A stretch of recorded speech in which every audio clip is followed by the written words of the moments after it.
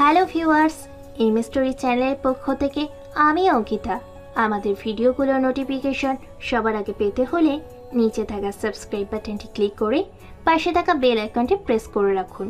আর আমাদের ভিডিওগুলোতে like, share আর comment করতে মোটেও ভুলবেন না।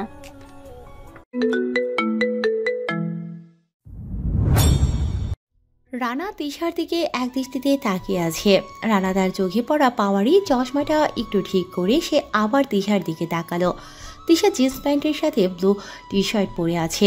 ভার্সিটির টপ সুন্দরী, রানার চাচাতো বোনের বন্ধু তিশা। মানে রানা হলো নীরার চাচাতো ভাই, নীরা হলো তিশার বান্ধবী। রানা হাওয়াগোবা গবেট মার্কা একটি ছেলে। তিশা স্টেজে গান করেছে, ডিজে মিউজিকের সাথে সাথে মাঝে নাচও করছে তিশা। ছেলেরা যেন হুড়মুড় করে তিশার স্টেজে পারফরমেন্স দেখার জন্য ব্যস্ত হয়ে পড়ছে। অনেক দূরে রানা সাদা প্রাইভেট গাড়ির উপর বসে দূর থেকে হা করে তিশাকে দেখছে। ভার্সিটিতে ফাংশন চলার আজকে তিশার মিউজিক শো ছিল। নীরা রানাকে নিয়ে এসেছিল অনুষ্ঠান দেখানোর জন্য। অনুষ্ঠানে দর্শক হিসেবে মেয়ে থাকলেও ছেলেদের সংখ্যা যেন বেশিই ছিল। তার প্রধান কারণ তিশা। এমন কোনো ছেলে নেই যে তিশাকে চেনে না আর তিশাকে পেতে চায় না। এমন ছেলে খুঁজে পাওয়াটা খুব কঠিন। কোনো এলাকায় এমন একটা মেয়ে থাকে, কোনো ছেলে তাকে পাত্তা না দিতে চাইলেও অজান্তে মেয়েটাকে পাত্তা দিতে শুরু করে। এটাতে ছেলেদের কোনো দোষ নেই, হয়ে যায় প্রকৃতির নিয়ম। অজান্তেই ওই মেয়েটাকে নিয়ে পাত্তা না দেওয়া ছেলেটাও ভাবতে শুরু করে তিশাও ঠিক ওরকম আকর্ষণীয়। তার যে নীল চোখ, গায়ের রং দুধে আলতা এমন না, তবুও যেন সে আকর্ষণীয়। কারণ তিশার চেহারাতে এক বিশেষ ধরনের মায়া আছে যা সবাইকে আকর্ষণ করতে বাধ্য। রানা প্রথমে ভেবেছিল সে ফাংশন দেখতে আসবে না, কারণ এগুলো তার মোটেও ভালো লাগে না। কিন্তু কাজিনদের জোড়াজুড়িতে সে আসতে বাধ্য হয়েছে। বিশেষ করে নীরা রানাকে টেনে নিয়ে এসেছে এই ফাংশনে। রানার মেয়েদের দিক থেকে একটু অ্যালার্জি আছে, তার কারণও আছে একটা বিশেষ লম্বা। এজন্য রানা ভেবেছিল মেয়েদের মধ্যে না যাওয়াই ভালো। কিন্তু এখানে এসে প্রথমেই ওর চোখ যায় তিশার দিকে। তিশার চুলগুলো হাঁটু অবধি লম্বা, তিশার চুলের উপর ফিতা হয়ে যায়। নীরা এসে তুড়ি বাজিয়ে রানাকে বলে, ব্রো, ওর দিকে তাকিয়ে লাভ নেই। তিশা ওর নাম, আমার বেস্ট ফ্রেন্ড। সে কিন্তু পাক্কা টপার, তোমাকে খেয়ে ছেড়ে দেবে, টের পাবা না, বুঝলা গবের? রানা একটু লজ্জা পায়। নীরা ও রানা একটু বেশি ফ্রি, সব কাজিনদের থেকে ওরা দুজন বেশ ফ্রি মাইন্ডের। তবে রানা খুব কম কথা বলে। এর কারণ রানা তেমন বাংলাদেশে এসে সবার সাথে মিশেনি, বাহিরের দেশ থেকে পড়াশোনা করে এসেছে এখানে, তাই ভাবটা গম্ভীরময়। ওদিকে তিশা হলো একজন টপার, একজন সিঙ্গার, কিউট, সব কিছু। বড় কথা, তিশার বাবা হলো একজন প্রভাবশালী নেতা। এজন্য তিশা যা বলে তাই হয়ে যায়। রানা যেন চোখ সরাতেই পারছে না তিশার দিক থেকে, কিন্তু নীরার কথাও ভুলতে পারছে না। বারবার মনে পড়ছে তিশা হলো টপার। রানা গাড়ি থেকে নেমে দাঁড়ায়। নীরা এসে বলে, রানা চল স্টেজের কাছে যাই। না, দূর থেকে কিছু সৌন্দর্য উপভোগ করতে হয়। আমি এখানে আছি, তোরা যা। ভাইয়া চলো না যাই, তুমি একা হাবাগোবা টাইপের ছেলে, এখানে হারিয়ে যাবে। ভাইয়া এবার ডান্স শুরু হবে, চলো না যাই। চলো চলো ভাই চলো। তোরা যা, আমার এখানেই ভালো লাগছে। আচ্ছা ও থাক, নতুন আসছে, হারিয়ে গেলে যাবে, চল আমরা যাই। রানার কাজিনেরা ভিড়ের মধ্যে চলে যায়। তিশা চারিপাশে তাকাচ্ছে, ছেলেরা ওর দিকেই তাকিয়ে আছে। তিশা সবসময় ঠিক এটারই ফায়দা নিয়েছে। কোনো ছেলে ওর সাথে হেসে কথা বললেই তিশা আরও হেসে কথা বলে। ছেলে তো এমনিতেই পড়ে থাকে, তার উপর তিশার এমন কথা বলার ধরন দেখে ছেলেরা তিশার কাছে নাম্বার দিতে ভুল করে না। এরপর শুরু হয় কয়েক মাস প্রেম। তারপর তিশা টাটা বাই বাই বলে দেয়, কিন্তু ব্যাপারটা ব্রেকআপ অবধি থাকলে ঠিক হয়। তিশা ব্রেকআপের আগে ছেলেগুলোর থেকে রেস্টুরেন্ট বিল ঠিকভাবে আদায় করে নেয়। এটাই তিশা। ওর না আছে কোনো প্যারা, না আছে সমস্যা। সে সবসময় চিলমুড়ি থাকে। ছেলেদেরকে কষ্ট দেওয়াটাই ওর একমাত্র নেশা। আর তিশা এই নেশায় বেশ গভীরভাবে আসক্ত। যে কোনো ছেলেকে তার জালে ফাঁসাতে প্রস্তুত থাকে। কিন্তু মজার ব্যাপার হলো কেউ জানে না তিশা এমন। তিশার গান শেষ হয়, অনুষ্ঠানের অ্যাঙ্কার এসে ঘোষণা করে, এবার এমন একজন নাচ পরিবেশ করতে আসছে, সে তার নাম প্রকাশে অনিচ্ছুক। সে একাই নাচ পরিবেশ করবে, সবাই এনজয় করবেন। অ্যাঙ্কার কথাটা বলে সেখান থেকে চলে যায়। তিশা স্টেজ থেকে নামে। নীরা ভিড় ঠেলে তিশার কাছে এসে দাঁড়ায়। তিশা নীরাকে দেখে বলে, কি ব্যাপার, এখন এসেছিস? একটু আগে হেভি গান গেয়েছিল। আমার কাজিন তো তোর গানের উপর ফিদা। বলিস কি, তোর ওই হাবা গোবা কাজিনটা, কি যেন নাম বলছিলি? ও হ্যাঁ, রানা নাম তার। তা সে কোথায়?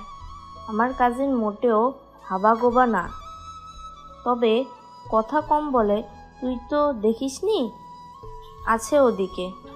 এখন চল নাচ দেখিয়ে। মীরা, ফারি, নিশি ওরা কোথায়? কি জানি। দুই বান্ধবী গল্প করতে থাকে। ওদিকে স্টেজের সব আলো নিভে যায়। সবাই স্টেজের দিকে তাকিয়ে থাকে। এমনভাবে এন্ট্রি কে নিতে পারে, সবাই তা দেখার জন্য তাকিয়ে আছে। কিন্তু 1 মিনিট ওভাবেই আলো নিভে থাকা অবস্থায় সবাই অপেক্ষা করে। 1 মিনিট যায়, 2 মিনিট যায়, 3, 4, কিন্তু কেউ আসে না। দর্শক বিরক্ত হয়ে যায়। ঠিক এমন সময় একটা আলো জ্বলে ওঠে। গায়ে কালো শার্ট, শার্টের নিচে সাদা টি শার্ট, শার্টের বোতামগুলো খোলা, জিন্সের সাথে হাই কনভার্স, পুরো মুখ ঢাকা, একটি মাস্ক পরা, একটি বেশ স্মার্ট দেখতে ছেলে নাচের পজিশনে দাঁড়ায়।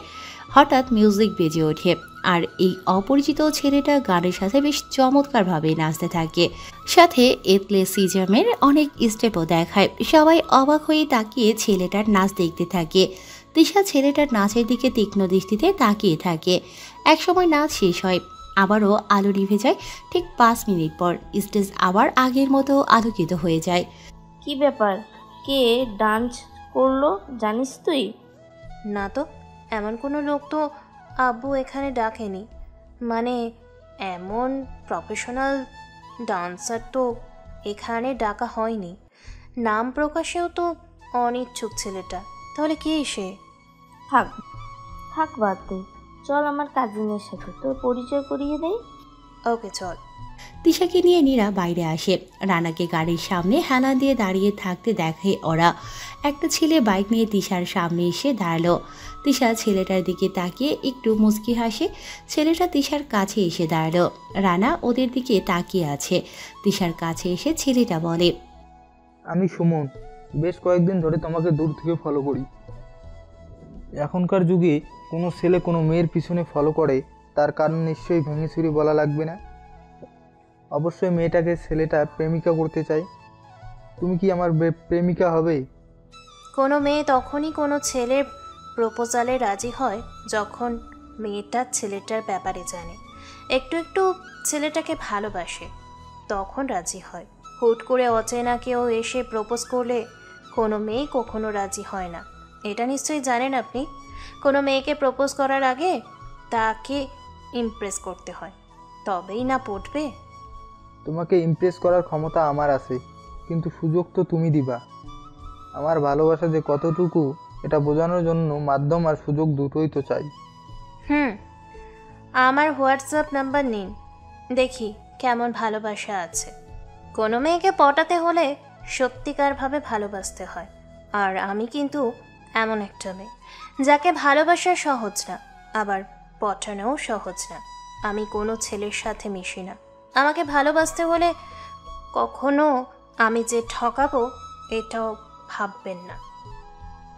বাহ, রিলেশনে আগে সব সত্যতা বলে দিচ্ছ।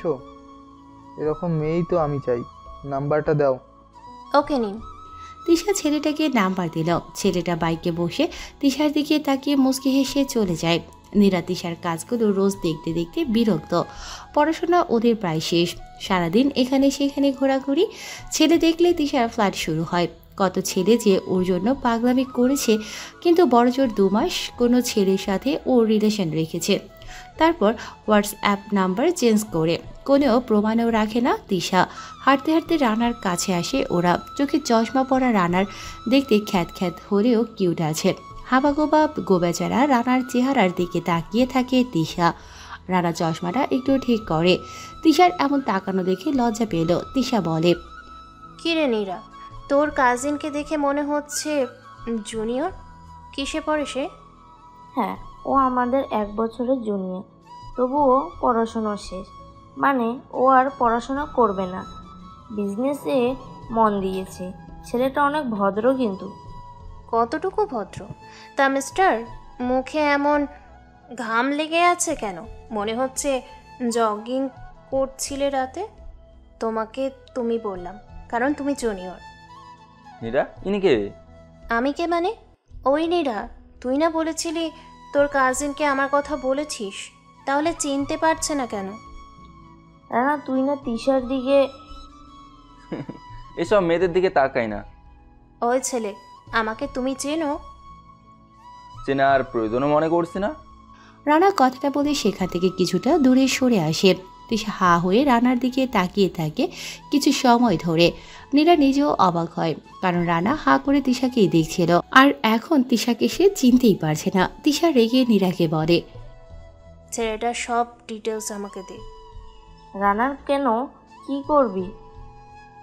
প্রেম করব, আমাকে অ্যাটিটিউড দেখায়। থাম, ও তোর জুনিয়র। তো জুনিয়র বয়ফ্রেন্ড হলে ক্ষতি কিসে? তুই সব ডিটেলস বল। বাসায় চল, আমার ভাইয়ের জীবন নষ্ট করিস না মা। চুপ থাক, আমাকে ইগনোর করে। ও তো চেনেই না এই তিশাকে। আমার মেজো চাচার ছেলেও। মেজো চাচা আমেরিকাতে থাকেন, রানা সেখানেই থাকে। মানে আমরা জানি যে রানা বিদেশে থেকেই বড় হয়েছে। মেজো আম্মু মারা গিয়েছেন অনেক আগে। আমার আম্মু অনেক আদর করে রানাকে। আব্বুও কম কিসে, ছেলেটা অনেক চুপচাপ থাকে, এই আর কি। কখনো কাজিন ছাড়া অন্য মেয়েদের সাথে রানাকে কথা বলতে দেখিনি, বুঝেছিস? ওর নাম্বার দে। নাই, প্রয়োজন পড়ে না, তাই রাখিনি। তুই যে চেয়ে নে। চুপ থাক, তৃষা কখনো ছেলেদের নাম্বার নেয়নি, বরং দিয়েছে। হয়েছে, থাম, চল বাড়িতে যাই, আম্মু তোকে যেতে বলেছে। ওকে চল। ওরা সবাই গাড়িতে ওঠে। রানাকে নীরা ডাক দেয়। রানা ইশারায় একটু পরে আসতে বলে জানিয়ে দেয়। তিশা বিরক্ত হয়ে রানাকে মনে মনে অনেক কিছুই বলছে। এমন সময় ওর ফোন বেজে ওঠে। স্ক্রিনে তাকিয়ে দেখে আয়ান স্যারের নাম্বার। তিশা তাড়াতাড়ি রিসিভ করে। হ্যালো। ভালোই তো ফাংশনে শো করলাম, তোমাকে যে দেখা করতে বললাম কেন করলে না? একটু ঝামেলাতে ছিলাম। আমাকে কি ভালোবাসো না তুমি? এইসব কি বলো তুমি? তুমি তো আমার ক্রাশ ছিলে, জানো তো। মেয়েদেরকে না ছেলেরা বিশ্বাস করতে চায় না। একটু ফোন ওয়েটিং পেলেই ভাবে কারোর সাথে কথা বলে মেয়েরা। এমন কেন ভাবে ছেলেরা? আমি তোমাকে কতটা ভালোবাসি এটা শুধু আমি জানি। না তুমি কখনো আমাকে বুঝবে, আর না আমার ভালোবাসাটা বুঝবে। সব ছেলে একই রকম, কয়েকদিন প্রেম করে মেয়েটাকে ব্যবহার করে ছেড়ে চলে যাবে। আমি তো আগেই বলেছি আমি অনেক খারাপ একটা মেয়ে, জানি কেউ ভালোবাসে না আমাকে, তুমিও না। এই জন্যই এমন অদ্ভুত প্রশ্ন করো। এই কি বলো এসব? আমি এমনি জানতে চেয়েছি। আসলে একটা গিফট ছিল তোমার জন্য, তাই বলেছিলাম শো শেষ করে দাঁড়াতে। সরি, আমি কখনো তোমাকে হার্টনেস প্রশ্ন করব না, প্রমিস। আচ্ছা, আমার বাসা থেকে কল দিচ্ছে, পরে কথা বলছি। ওকে, সাবধানে যাবে, আর খেয়ে নিবা তাড়াতাড়ি, নিজের খেয়াল। তিশা ফোন কেটে দেয়। আয়ান হলো ওর ভার্সিটির টিচার। তিশার দিকে ক্লাস চলাকালীন তাকাতো। তিশা তা বুঝতে পেরে স্যারকেও ওর নেশার খপ্পরে পরিণত করে নিয়েছে। এখন সময়ের অপেক্ষা স্যারকে বড় রকমের একটি সেকা দেয়ার। তিশা মিথ্যে বলেই ওনার কল কেটেছে, কারণ এখন ও মাহিনের সাথে কথা বলছে। মাহিন হলো ওর বন্ধুর বড় ভাই। হ্যালো তিশা, কি করছো? সরি, আমি একটু অসুস্থ ছিলাম, এই জন্য তোমার সাথে আজকে দেখা হলো না। রাগ করেছি আমি, জানো না তোমাকে কতটা মিস করছিলাম। কেউ আমার গুরুত্ব বোঝে না। এই কি করছো? পাগলি একটা, আমি ছাড়া কেউ বুঝবেও না। রাগ করো না পাখি, আমি কালকেই দেখা করব। থাক, লাগবে না। দেখা যাবে। তা ফোন ওয়েটিং ছিল যে, কোথায় কথা বলছিলা? অন্য বয়ফ্রেন্ডের সাথে কথা বলছিলাম। আমি জানি তুমি কোনো ছেলের সাথে কথা বলো না, আর আমি ছাড়া তোমার এমন কেউ নেই। তাহলে প্রশ্ন করলা কেন? সন্দেহ হয়? ফেসবুক পাসওয়ার্ডই মা বলো। আরে বাবা, লাগবে না এসব। তোমাকে বিশ্বাস করি, অনেক বেশি বিশ্বাস করি, আর আমি জানি আমার তিশা আমাকে কখনো ঠকাবে না। হয়েছে, থামো। আমাকে বিশ্বাস করলে এক নিঃশ্বাসে করবা, কথা দিচ্ছি কখনো বিশ্বাস হারাবে না। রাখছি, এখন বাসায় যাব। তিশা ফোন কেটে দেয়। নীরা শুধু হা হয়ে তিশার কাহিনীগুলো দেখছে। তিশা মুচকি হাসলো। ওর হাসিতে ধ্বংসের পারমাণবিক বোমা প্রতিফলিত হচ্ছে যেন। তবে নারীর হাসিতে কোনো দেশ ধ্বংস না হলেও ছেলে নামক দুর্বল জাতি ঠিকই ধ্বংস হয়ে যায়। মাহিন তিশাকে অনেক বেশি ভালোবাসে। এক পলকে তিশাকে প্রচণ্ড রকম বিশ্বাসও করে ছেলেটা। তিশা জানে তাকে কে কতটুকু ভালোবাসে, আর সেটা নিয়েই কষ্ট দেয় ও। ওদিকে আয়ান স্যারও তিশাকে ভালোবেসেছে অনেকটাই, কিন্তু তিশার কাজগুলো ওনার কাছে অন্যরকম লাগলেও তিশা ঠিকই ইমোশনাল কথা বলে সব কিছু ঠিক করে নেয়। তারও কিছু করার থাকে না, কারণ তিশাকে ও অনেক বেশি ভালোবাসে। রানা গাড়ির কাছে আসলো। বাকি কাজিনেরাও চলে এসেছে এতক্ষণে। রানা গাড়িতে উঠে বসে। ফাংশন থেকে আসা একটা কর্মীর সাথে রানা কথা বলছিল। কিছু টাকা দিয়ে রানা তাকে ধন্যবাদ দিয়ে চলে আসে। রানা সামনের সিটে বসে, পেছনে তিশা বসে আছে। আর চোখে তিশা রানার দিকে তাকাচ্ছে। রানা মুচকি হাসলো। নীরা গাড়ি চালাচ্ছে। গাড়ির ভেতরের বক্সে মিউজিক বাজছে। তিশা বাইরে তাকিয়ে আছে। রানা আর চোখে তিশাকে দেখছে। তিশা যখনই তাকাচ্ছে তখনই রানা চোখ সরিয়ে নিচ্ছে। পেছন থেকে রাতুল বলে, রানা ভাইয়া জানো, ফ্যাশনে একটা ছেলে হেভি নাচ করেছে। তুমি যদি নাচটা দেখতে না, হেভি লাগতো। তুমি ফ্যান হয়ে যেতে ছেলেটার। চুপচাপ, এসব নাচ আমার পছন্দ না, বিরক্ত লাগে খুব। তোরা এত লোকের মধ্যে কিভাবে থাকিস? একা থাকার মজাই আলাদা। হঠাৎ নীরা গাড়িটা ব্রেক করলো। রানা নীরার দিকে তাকিয়ে বলে, কি ব্যাপার, গাড়ি কেন থামালি? সামনে দেখে কয়েকটা ছেলে দাঁড়িয়ে আছে। রানা সামনে তাকায়। 4টে বাইক দাঁড়িয়ে আছে সামনে। রানা চুপচাপ বসে থাকে। নীরা বলে, তিশা তুই কি আসছিস? নাম গাড়ি থেকে, দেখি কি হয়। আমি নামবো না, আমার এসব ভয় করে। আমি ভেতরেই থাকছি। ফিতু একটা। তিশা গাড়ি থেকে নামে। বাইকের ওপর একটা ছেলে বসা। তিশা নেমে সামনে আসতেই ছেলেটা হেলমেট খুলল। তিশা ছেলেটাকে চিনে, নাম তার সাইফ। তিশার পেছনে নীরা সহ ওর কাজের নীরা দাঁড়িয়ে আছে। সাইফকে দেখে নীরা তিশার কানে কানে বলে, বলেছিলাম না সাইফ সুবিধার না। সে এখন বোঝ রিলেশন কাকে বলে, কত প্রকার। চুপ থাক, শুধু দেখতে থাক, আগে দেখি মালটা কি বলে। সাইফ বাইক থেকে নামে। তিশার সামনে এসে দাঁড়ায় রাগী দৃষ্টিতে। কিছু সময় তাকিয়ে থাকে তিশার দিকে। সাইফ বলে, এটাকে তুলে নিয়ে চল, আমাকে কষ্ট দেয়া। বোঝাচ্ছি ওকে। 3 মাস স্টেশনের পর ব্রেকআপ করে দিয়েছে।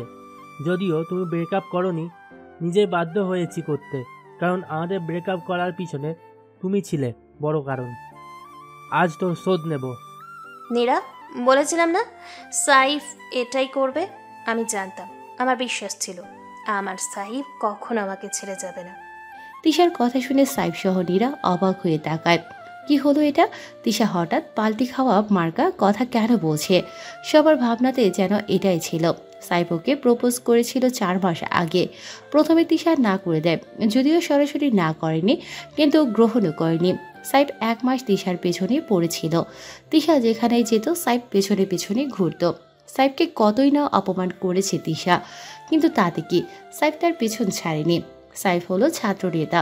তিশাকে তার ভালো লাগে, সেটা ভালোবাসায় পরিণত হয়, যার জন্য তিশাকে প্রপোজ করে। আর তিশা সেই ভালোবাসা নিয়ে গেম খেলে কয়েকদিন।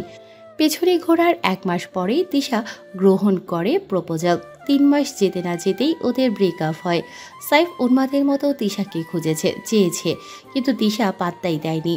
হঠাৎ তিশার মুখে এমন কথা শুনে সবাই হা হয়ে গেছে। তিশা কাঁদো কাঁদো গলায় নীরাকে বলে, তুই না বলেছিলি সাইফ আমাকে ভালোবাসে না, হয়তো তোকে ছেড়ে যাবে। দেখ এখন বিশ্বাস হলো। আমি তো বলেছিলাম সে কখনো আমাকে ছাড়বে না। অনেক হয়েছে, আর না, সাইফকে আর কষ্ট দিতে পারবো না আমি। তোরাই বল, একটা মানুষকে আর কতটা কষ্ট দেওয়া যায়? আমারও তো একটা মন আছে, আর এই মনটা তো শুধু সাইফের জন্যই বরাদ্দ। মানে কি বলছো এসব তুমি? বাবু, জানি আমি তোমার কাছে অপরাধী, তুমি শাস্তি দিতে পারো, কিছুই বলবো না আমি। তবে আমাকে ভুল বুঝলে, এটাতে অনেক কষ্ট পেলাম।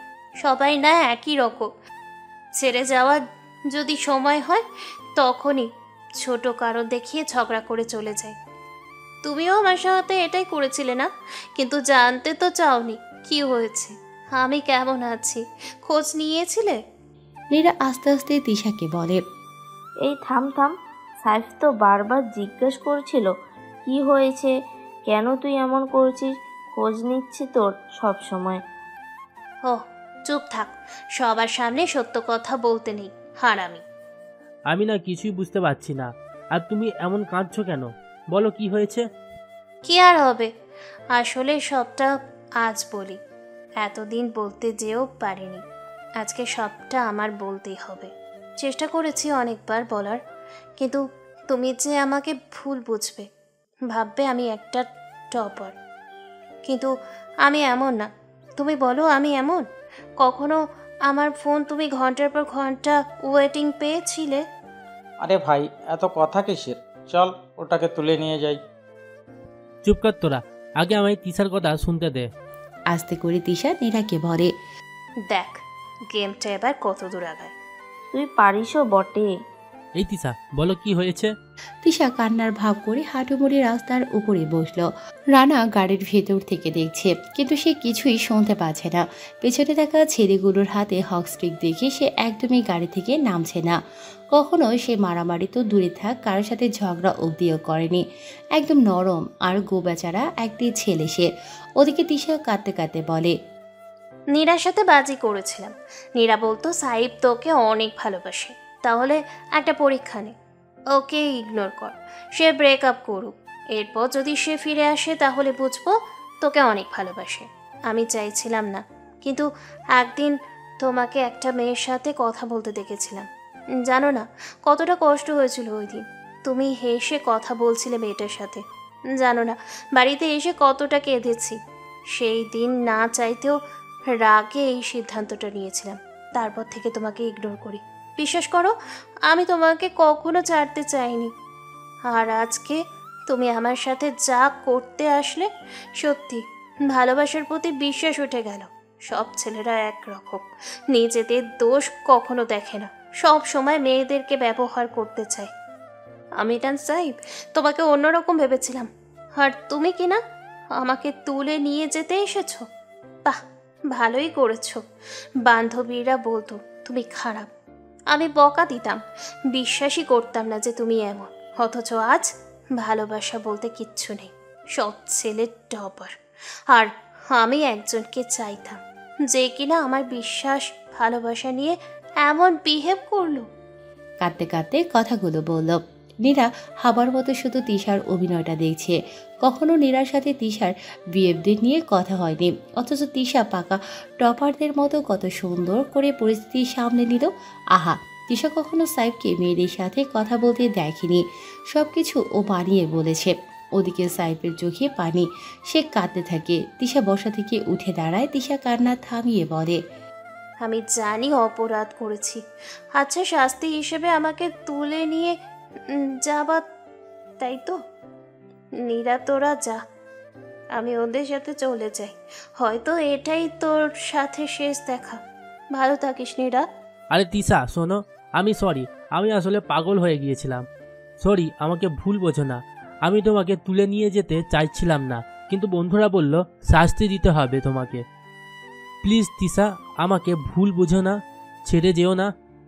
বা নীরা দেখ, ভালোবাসা বলে না দুনিয়াতে কিচ্ছু নেই। যে মানুষটাকে এতটা ভরসা করেছিলাম আমি, সে কিনা বন্ধুদের কথায় এমন কাজ করতে এসেছে। শুনেছিলাম ভালোবাসা মানে প্রিয় মানুষ যেন কষ্ট না পায়, সেই রকম কাজ করা। অথচ আজ জানলাম ভালোবাসা মানে শাস্তি দেওয়া। গ্রেট, ছেলেগুলো পারেও বটে। একটা মেয়ে তার পরিবারের ফাঁকি দিয়ে ছেলেটাকে ভালোবাসে, দেখা করে। কত মিথ্যে বলতে হয় বাড়িতে, ছেলেটা শুধু চাহিদা বোঝে। ছি, তোমার পায়ে পড়ি, আর কিছু বলবো না, আমি কিছু শুনতে চাই না। আমি তোমাকে বড্ড বেশি ভালোবাসি। ভালোবাসো? হ্যাঁ, সেটা তো দেখতেই পাচ্ছি। হাসি পাচ্ছে তোমার মুখের ভালোবাসার কথা শুনে।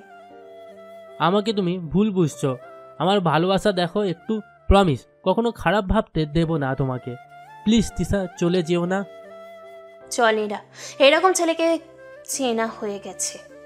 কেন এমন করছো? আগে তো সেটা আমাকে বলতে পারতে। বলনি তো কখনো, আমাকে শুধু ভুল বুঝছো।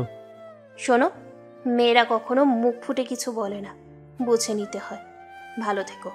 একটা কথা মনে রাখবে, ভালোবাসলে শত ইগনোর কষ্ট কেউ দিক না কেন, তার অসম্মান করতে নেই। সত্যিই অবাক হচ্ছি ভালোবাসার নমুনা দেখে। আমার দোষটা হলো আমি একটু দেখছিলাম আমাকে কতটা ভালোবাসো। আমার কাছে তোমার প্রতি ভালোবাসাটা ছিল অনেক, যা সবটাই সত্য। আমি তো অন্য ছেলেদের সাথে তোমাকে না জানিয়ে রিলেশন করতে পারতাম। কেন করিনি জানো? তুমি কষ্ট পাবে ভেবে। আমাকে মাফ করো। চুপ। যাই হোক, ভালো থেকো। তোমার প্রতি ভালোবাসাটা আজীবন থাকবে, কিন্তু বিশ্বাসটা থাকবে না। ওদের কাছে শোনো, তোমাকে নিয়ে কতটা পাগলামি করেছি। রাতুল, অতসী, তোরা বল। সব সময় তো আমি সাইফের কথা বলতাম তোদের কাছে, কিন্তু দেখ, তোদের সামনেই সে আমাকে বন্ধুদের সাহায্যে তুলে নিয়ে যে আমাকে ওরা। থাক, বাদ দিয়ে এসব। বাই। তিশা নীরার হাত ধরে টেনে গাড়ির কাছে আসে। কোনো কথা না বলে তাড়াতাড়ি দরজা খুলে ভিতরে প্রবেশ করে। নীরা ড্রাইভার সিটে বসতেই পেছন থেকে তিশা বলে, তাড়াতাড়ি গাড়ি চালা, পিছনে একদম তাকাবি না, সোজা বাড়িতে চল। তিশার কথা মতো নীরা গাড়ি স্টার্ট দেয়। কিছু দূর আসতেই রানা বলে, ওখানে কি হয়েছিল? দেখলাম তোর বান্ধবী ছেলেটার জন্য কাঁদছে। আরে তুই যদি সব শুনিস তো। আরে তেমন কিছু না, সত্যি কথা বলি, কারণ সত্য বলতে তো কোনো লজ্জা থাকতে নেই। রানাকে সত্যিটাই বলি। বল বল, সে একটু হাসুক। সত্যিটা হলো, আমি ছেলেটার সাথে প্রেমে নাটক করেছিলাম, তাই ছেলেটার সামনে সব সত্য বলেছি। এই জন্য কাঁদছিলাম। সত্য বলে বলছিলাম আমাকে শাস্তি দিতে, কিন্তু ছেলেটা আমাকে বুঝলো, সে কিছুই বলেনি। আমিও সত্য বলে আজকে নিজেকে হালকা লাগছে। বাহ, ছেলেটা এত ভালো, তা তার সাথে রিলেশন যেতে পারতেন। না, আমার ওইরকম স্টাইলিশ ছেলে একদমই ভালো লাগে না, কারণ ওইরকম ছেলেরা জামা কাপড়ের মতো মেয়ে বদলায়। তাই নাকি? তা আপনার কেমন ছেলে পছন্দ? সাধারণ একটি ছেলে, তোমার মতো। যদিও তোমার মতো ছেলেরা আবার আমাকে পাত্তা দেবে না। নীরা তো মনে হয় বলেছে আমি ঢপার। এটাই তো নীরাকে বলতে বলেছিলাম, যেন তোমাকে সে আমার ব্যাপারে আগে থেকেই খারাপ কিছু বলে। আমি না মানুষকে পরীক্ষা নিয়ে থাকি, দেখি আমার ব্যাপারে কে কেমন ভাবে। পৃথিবীতে সত্য ভালোবাসা সঠিক বোঝার মতো কেউ নেই। রানা তিশার দিকে তাকিয়ে কথাগুলো শুনছিল। নীরা স্তব্ধ হয়ে যায়। নীরার অধনায় যেন বিপুল পরিমাণে অবাকতা লেগে আছে। রানাকে নিয়ে এমন কোনো কথাই তিশার সাথে নীরার হয়নি, অথচ তিশা এখন রানাকে পটানোর হালকা করে ঝাপসা দিয়ে পটানোর বাণী প্রকাশ করল। নীরা গাড়ি থামায়, সবাই দেখে বাড়িতে চলে এসেছে। রানা তাড়াতাড়ি গাড়ি থেকে নেমে বাড়ির মধ্যে চলে যায়। তিশা গাড়ি থেকে নামতেই নীরা এসে বলে, ওই কি শুরু করলি? সাইফকে তো ঠিকই কাঁদিয়ে আসলি। তুই পারিসও বটে। একদিন সত্যি সত্যি কারো ভালোবাসা এমনভাবে আটকাবি, দেখবি সে তোকে পাত্তা দিচ্ছে না, কিন্তু তুই ঠিক তার ভালোবাসা পাওয়ার জন্য মরিয়া হয়ে যাবি। তাকে চাওয়ার জন্য, তার সাথে একটু কথা বলার জন্য ও তোর কলিজাটা যেন ছিঁড়ে যাবে। শুধু তার জন্য তুই কাঁদবি। এই তৃষা, কোনো ছেলের জন্য কাঁদবে? শোনো, ছেলেরা প্রেমে পড়ে মেয়েদের দুটো কারণে, বাহিরের সৌন্দর্য দেখে, আরেকটা ফিগার দেখে। ভেতরে থাকা মানুষটাকে কেউ বুঝতে চায় না। সব ছেলেরা একই রকম। ছেলে মাই ফুট, আর আমি কাঁদবো ভালোবাসার জন্য? সত্যি হাসালি। নীরাপু ঠিক বলেছে, একদিন দেখবা খুব কাঁদছো তুমি। চুপ কর সবাই। তৃষা কান্না করে না, কান্না করায়। বাদ দে, তোরা দেখলি তো সাইফকে কিভাবে ড্যাম করে আসলাম। ইটস লাভ মাইন্ড গেম, শুধু দেখবি আর সাই দিবি। তুই পারিসও বটে, তবে আমার কাজিনকে ছাড় ভাই। তোর ওই খ্যাত কাজিনকে কেউ ধরে রাখেনি, একটু ভাব বেশি। তবে দেখি কতটা ভাব নেয়। তোর কাজিন বেশি ভাব নিলে এমন কাঁদাবো যে বুঝতেও পারবে না কি হয়েছে। তুই একদমই আমার ব্যাপারে তোর কাজিনকে কিচ্ছু বলবি না, না হলে আমি কিন্তু আর আসবো না। বুঝছি। আচ্ছা যা পটা, দেখি কেমন পারিস। চল, এখন ক্ষুধা লেগেছে। তিশা বাড়ির মধ্যে প্রবেশ করে। নীরাদের বাড়িতে ওর বেশি যাতায়াত, খুব খাতির সবার সাথে। তিশা দেখতে এমনিতেই সুন্দরী, কিন্তু বেশ চটপটে ও সবার সাথে মিশে যায় খুব সহজে, আর যে কারণে সবাই ওকে ভালোবাসে। তিশা বাড়িতে প্রবেশ করতেই দেখে নীরার দাদি বসে আছে সোফায়। তিশা দৌড়ে নীরার দাদিকে যে জড়িয়ে ধরে। নীরার দাদি তিশাকে দেখে বলে, কিরে সিমরি, দাদির কথা তো ভুলে গিয়েছিস, আসিস দেখা করিস না আমাদের সাথে। তোর আব্বু তো রোজ আসে, তুই তো আসতে পারিস। এখন থেকে রোজ আসবো। সবাই একসাথে বসে কথা বলছে। রানা দূরে বসেই তিশাকে দেখতে থাকে। তিশা রানাকে পাত্তাই দিচ্ছে না। রানার পাশে নীরা এসে বসলো। নীরা কিছু বলতে যেয়েও থেমে যায়। সবাই যখন বসে বেশ খাস মেজাজেই গল্প করছে, এমন সময় রাতুল বলে, আরে জিসান ভাইয়া কখন আসছো? সবাই সিঁড়ির দিকে ঘুরে তাকায়। এতক্ষণ সবাই যে গল্প করছিল তার রাতুলের কথা শুনতেই সবাই চুপ হয়ে সেদিকে তাকালো। নীরা বসা থেকে উঠে দাঁড়িয়ে বলে, জিশান ভাইয়া তুমি আসছো? তিশা একবার নীরার দিকে তাকায়, আরেকবার সিঁড়ি দিয়ে নামা একটি ছেলের দিকে তাকায়। তিশা অবাক হয়ে তাকিয়ে আছে ওই ছেলেটার দিকে। ছেলেটার নাম জিসান। কালো জিন্সের সাথে সেম কালার জুতো, সাদা শার্টের উপরে একটি কালো কোট পরা, চুলগুলো একটু সাদাটে টাইপ কালার করা, জিন্সটা ছেঁড়া স্টাইলের, মুখে হেভি স্টাইলের দাড়ি।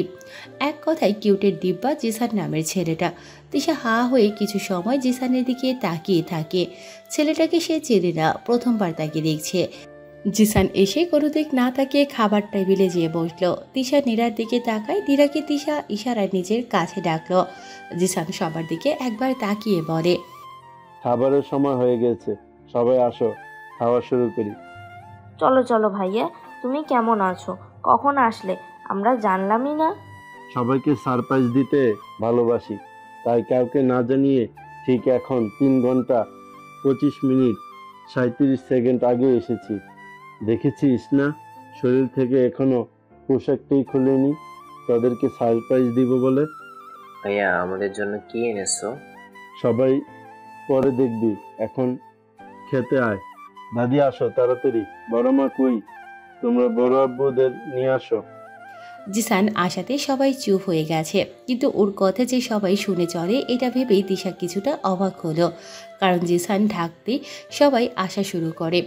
নীরার আব্বু আসতেই তিশাকে দেখে বলে, আরে তিশা, যে কখন আসলে? এই তো বড় আব্বু, এই মাত্র। তোমরা কেমন আছো? সবাই ভালো আছে, আয় খেতে বস। জিসান ডাকছে তো, ছেলেটা কত দূর থেকে এসেছে। রানা আয় খেতে আয়। তোমরা খাও, আমি পরে খেয়ে নেবো। রানা কথাটা বলে খাবার টেবিল থেকে দূরে সোফাতে যেয়ে বসলো। জিসানের দিকে তাকালো না একবারও। জিসান একবার রানার দিকে তাকিয়ে পাত্তা না দিয়ে খেতে বসে। নীরার মা রানার কাছে আসে, রানার পাশে বসে বলে, কি হয়েছে, খাবি না কেন? জিসানের কথা মতো যে চলতে হবে, এটা তো কোনো কোথাও রুলস নেই। আরে এমন কেন করিস? তোদের রক্তের সম্পর্কে থেকেও দুজনের মধ্যে এত মিল দেখে মনে হয় তোরা সতীন। আমার সামনে ওর কথা বলবো না, আমার ওটা ভালো লাগে না শুনতে। তোমরা যাও, পরে খেয়ে নেবো। তুই না খেলে আমিও খাবো না। এখন দেখ কি করবি। থাক, ইমোশনাল ব্ল্যাকমেলের কিছু নেই, বসো, আমি আসছি। বড় মা কি করছো? আর কে খেলো না খেলো এটা তোমার দেখতে হবে না। আসো তো, কারো খাওয়ার জন্য বারবার বলাটা আমার পছন্দ না, আর যে বেদব হয় তার থেকে দূরে থাকেই ভালো। জিসান, এসব কি? তোমাকে না বারণ করেছি রানাকে উদ্দেশ্য করে কিছু বলবে না? সরি ছোট আব্বু। তিশা শুধু হাবার মতো তাকিয়ে দেখছে। জিসান রানার কে হয় তা তিশা জানে না, তবে জিসানের সাথে যে রানার একটা মনোমালিন্য আছে সেটা ঠিকই তিশা বুঝতে পেরেছে। মনে মনে এক মলিন্যের কথা ভেবে একটা হাসি দিল, কারণ তিশার মনে নতুন কিছু গেমের প্ল্যান করা নাড়া দিচ্ছে। রানা এসে নীরার মার পাশে বসে। তিশাও নীরার পাশে এসে বসলো। সবাই যখন খাওয়া শুরু করছে তখন তিশা আস্তে আস্তে নীরাকে প্রশ্ন করে, নীরা, ওই স্টাইলিশ চান্দুটা কে রে? ওই তুই চান্দু বলছিস কাকে? চিনিস তুই ওকে? আরে মালটাকে চিনি না বলেই তো তোকে জিজ্ঞেস করলাম। আজও বল কে ও? জিসান ভাইয়া। সেটা তো বুঝলাম, ওর নাম জিসান, কিন্তু তোর ভাইয়া মানে কিসের ভাইয়া? আরে জিশান আর রানা আমার মেজো আব্বুর ছেলে। মানে তোর বড় ভাই কিভাবে হয়? তুই তো সবার বড়, তাই না? পরে সব বলবো। জিশান আর রানা আমার কাজিন। রানা ছোট, জিশান ভাইয়া বড়। দুজনে আমেরিকা থেকে দেশে এসেছে। রানা এসেছে গতকাল রাতে আর জিশান ভাইয়া এসেছে একটু আগে। ও বুঝলাম। কি জানিস? তুই কি বুঝলি? নীরা, খাবারের সময় কথা বলা নিষেধ। না, আমি চুপচাপ খাবারের মনোযোগ দাও। বেয়াদবের মতো খাবার খেতে বসেও ফোনের চাপটা যেন তোর না দেখি। সরি ভাইয়া, খাচ্ছি। জিসান শেষের কথাটা রানার দিকে তাকিয়ে বলল। রানা ফোন চাপছে আর খাচ্ছে। বাড়িতে সবাই জিসানের কথা শুনলেও রানা কখনো জিসানের কথা শোনে না। এতে জিসানের রাগ হলেও জিসান আবার রানাকে কেয়ারও করে না। তবে রানাও জিসানকে পাত্তা দেয় না। রানা হাবাগোবা খ্যাত হলেও জিসানের সাথে ঠিকভাবে কথাও বলে না, জিসানকে পাত্তাও দেয় না। সবার খাওয়া শেষ হয়, এক এক করে সবাই যে যার রুমে চলে যেতে থাকে। জিসান খাবার শেষ করে সোফাতে এসে বসল। নীরা, তিশা, অতসী, রাতুল, ফারাদ আর রানাও খাবার শেষ করে সোফাতে এসে বসে। রানার চোখে গোল গোল চশমা, চুলগুলো আতেল মার্কা করে রাখা। আর জিসান হলো স্টাইলিশ একটা চকলেট বয়। যে কোনো মেয়ে জিসানের স্টাইলিশ গেট আপ আর সুন্দর চেহারা দেখার জন্য তাকাতে বাধ্য। তিশাও ঠিক এজন্যই তাকাচ্ছে। তিশা নীরাকে আস্তে করে বলে, ওই তোর কাজিনের সাথে কথা বলিয়ে দে। চান তোর হাব ভাব একটু দেখি। কি শুরু করলি? দেখ, জিশান ভাইয়াকে তোর কবজায় আনিস না। হারামি, সবাইকে ছ্যাঁকা দিলে রিয়েলটা কবে করব? মানে জিশান ভাইয়াকে কি পার্মানেন্ট বিএফ বানালি? বিএফ মানে? বল বল বল, কি ছোট চিন্তা তোর। তুই তো যার সাথে কয়েকদিন কথা বলিস তাকেই বলিস সিরিয়াস রিলেশনে আছিস, কিন্তু পরে বাদ দিয়ে দিস। তোর রিলেশন যে কোনটা সিরিয়াস নিজে ভেবেই অবাক হয়ে যাই আমি। হ্যাঁ, তুই এত কথা বলিস কেন? জিসানের সাথে কথা বলিয়ে দে। ভাইয়া শোনো, এ হলো আমার বান্ধবী তিশা। জিসান তিশার দিকে না তাকিয়ে বসা থেকে উঠে হন হন করে চলে গেল। তিশা হা হয়ে যায় এমন আচরণে। তিশাকে অ্যাভয়েড করলো এই প্রথম কোনো ছেলে। তিশা পুরো টাস্কি খেয়ে তাকিয়ে থাকে জিসানের দিকে। নীরা মুচকি হাসতে থাকে। তিশা বলে, চান্দর ভাবটা দেখো। পাত্তা পাবা না তুমি। আমি পাত্তা পাবো না? আচ্ছা, জিসানকে আমি পটিয়েই দেখাবো। আচ্ছা, তাহলে দেখা যাক কে আগে পটে। কি ব্যাপার, এত ফিসফিস করে কি কথা বলছিস? না, তেমন কিছু না, তোমাকে নিয়ে কথা হচ্ছিল। আমাকে নিয়ে? বাপরে, সুন্দরী মেয়ের মুখে আমার মতো ছেলের প্রশংসা, ভাবতে অবাক লাগছে। কেন অবাক হবে? যাকে আমার ভালো লাগে তাকে নিয়ে কি কথা বলবো না? আর তুমি মোটেও খ্যাত নয়, তুমি কিন্তু অনেক কিউট। ভাবছি এতদিন কোথায় ছিলে। ফ্লার্ট করছো? একদমই না। বলেছিলাম না, স্টাইলিশ ছেলেরা জামা কাপড়ের মতো মেয়ে বদলায়, কিন্তু তুমি যাকে ভালোবাসবে তাকে অনেক ভালোবাসবে। আর আমি তো সত্যিকারে ভালোবাসা খুঁজি। আমি তো আবার টপার না যে ভালোবাসা চোখে দেখবো। ছেলেদের সাথে কথাই তো বলি না। অন্য সব মেয়েদের মতো না আমি, যে একটা বয়ফ্রেন্ড থাকার পরও আরও কয়েকটা থাকবে, কিন্তু সবাই ভাবে আমি রিলেশনে আছি। বুঝেছি, আপনি সত্যিই চমৎকার সুন্দর। আচ্ছা, পরে কথা হবে। তিশা কথাটা বলে উপরের দিকে চলে যায়। রানা নীরার পাশে বসে। নীরা কিছু বলতেই যাচ্ছিল, কিন্তু তিশার শর্তের কথা মনে পড়াতে সে রানাকে কিছুই বলতে পারে না। রানা বোকার মতো বলে, নীরা, তোর বান্ধবী আমাকে প্রশ্ন করতে শুরু করেছে, বল। তুই নিজেই বুঝে নে। বুঝেছি, যাগে, এমন একটা মেয়েকে মনে মনে অনেক খুঁজছি আমি। হয়েছে, থাম, আমি গেলাম। নীরা উঠে চলে যায়। ওদিকে তিশা জিসানের রুমের সামনে আসলো। জিসান 4 তলা বাড়ির ব্যালকনিতে এসে দাঁড়িয়ে আছে। তিশা জিসানের পেছনে এসে দাঁড়ায়। তিশা খুব বুদ্ধিমতী একটা মেয়ে। এমন স্টাইলিশ ছেলে কত দেখেছে সে। 2-1 দিন ভাবনায়, তারপর নিজ থেকেই তিশাকে পটাতে আসে। তিশা এসব কেস খুব ইজিলি হ্যান্ডেল করতে পারে। সে জিসানের পাশে এসে দাঁড়ালো। জিসান ঘুরে তাকায় নীরার বান্ধবীকে দেখে। জিসান চলে আসতেই যাচ্ছিল, কিন্তু তিশা বলে, শুনুন মিস্টার, এত ভাব নেওয়ার কিছু নেই। একটা প্রশ্ন ছিল। রানার সাথে আপনার চাপার আগের ব্যাপার দেখলাম, সেটার কারণ কি? এমনি। ও, ও, বলবেন না, বুঝতে পেরেছি। আচ্ছা শুনুন, আপনি কখনো কালো রঙের করোনা মাস্ক পরবেন না। মানে? তিশা মনে মনে হাসলো। সে বিড়বিড় করে বলে, ছেলে তুমি হেসেছ তো গিয়েছো ফেসে। তিশা জিসানের দিকে তাকিয়ে বলে, সিগারেট খান? যে ছেলেটা সিগারেট খায় না সে আসলে পুরুষ বলে মনে হয় না। ঠিক, আমারও তেমন মনে হয়। ছেলে হবে ঠিক আপনার মতো। হাবা গোবা ছেলেদের ভালো লাগে না। আপনার ভাই রানা একটা খ্যাত, বিরক্তিকর সে। যাক, মানুষ তাহলে চিনতে শিখেছেন। তো বলুন, কেন মাস্ক পরব না? আচ্ছা মনে করেন আপনাকে কোনো মেয়ে পাত্তা দিল না, তখন কি করবেন? জিসানকে পাত্তা দেয় না এমন মেয়ে হয়তো কোথাও নেই। তাই নাকি? কিন্তু আমাকে না কেউ পাত্তা দেয় না। সবাই আমাকে ভাবে সুন্দরী বলে আমি পাত্তা দেব না, এই জন্য কেউ কথা বলতে আসে না। তাই নাকি? ইন্টারেস্টিং ব্যাপার তো বললেন না। কিন্তু আমি কেন কালো রঙের মাস্ক পরব না? তিশা কিছুই বলল না। তিশার ড্রিক্স কাজ করছে। কোনো ছেলেকে টেনশনে ফেলার জন্য এতটুকুই যথেষ্ট। আর মেয়েদের সাথে কথা বলে না এমন ছেলে খুব কমই দেখা যায়। কোনো ছেলেকে টেনশনে রাখার উপায় হয় তাকে ইনবক্সে অনেকগুলো মেসেজ দিয়ে সেগুলো আনসেন্ড করে দিলেই হলো। ছেলেটা ভাববে জানি না কি হয়েছে, কেন সে আনসেন্ড করলো, কি লেখা ছিল।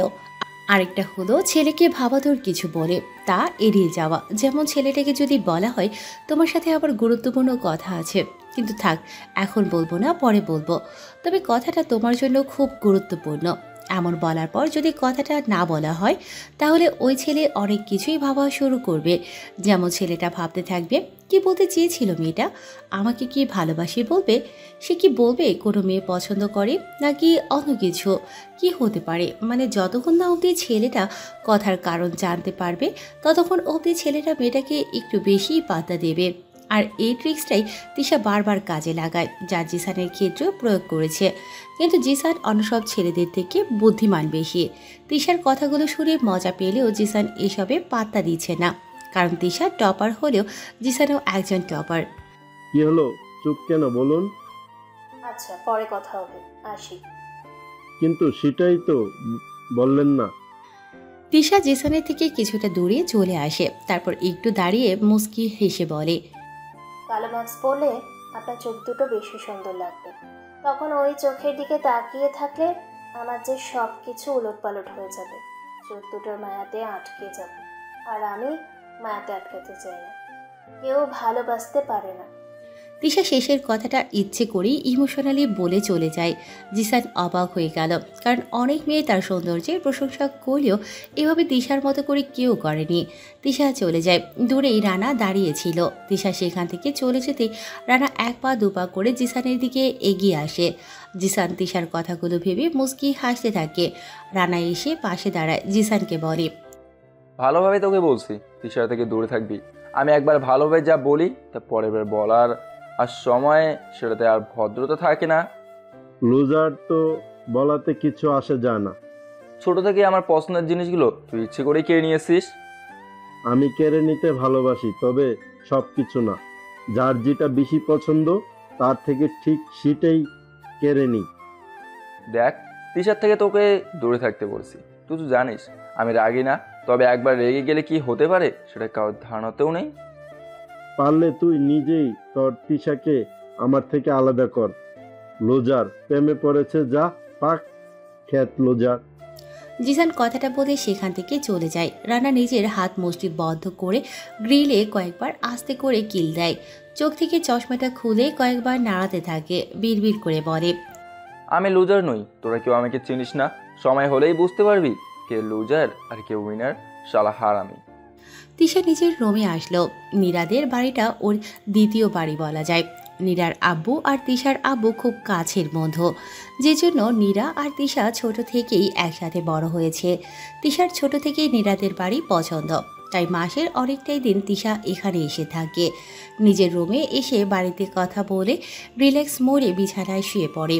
রাতুল ফারাদ কম্পিউটার বক্স নিয়ে গান বাজাতে থাকে। তিশা গান শুনতে থাকে। এমন সময় ওর ফোনে কল আসে, আননোন নাম্বার।